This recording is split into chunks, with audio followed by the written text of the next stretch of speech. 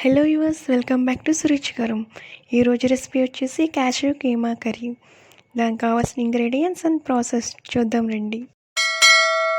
నూనె, నెయ్యి, ఉల్లిపాయలు, పచ్చిమిర్చి, అల్లం వెల్లుల్లి పేస్ట్, జీడిపప్పు, కీమా, పసుపు, ఉప్పు, కారం, గరం మసాలా, కరివేపాకు. ముందుగా స్టవ్ వెలిగించి కడాయి పెట్టి నూనె వేసుకోండి. మీకు ఇష్టమైతే కొద్దిగా నెయ్యి కూడా వేసుకోండి. ఇప్పుడు చిన్నగా తరిగిన ఉల్లిపాయ ముక్కలు, పచ్చిమిర్చి వేసి ఎర్రగా వేయించుకోండి. ఉల్లిపాయలు వేగాక అందులో అల్లం వెల్లుల్లి పేస్ట్ వేసి పచ్చివాసన పోయే వరకు వేయించుకోండి.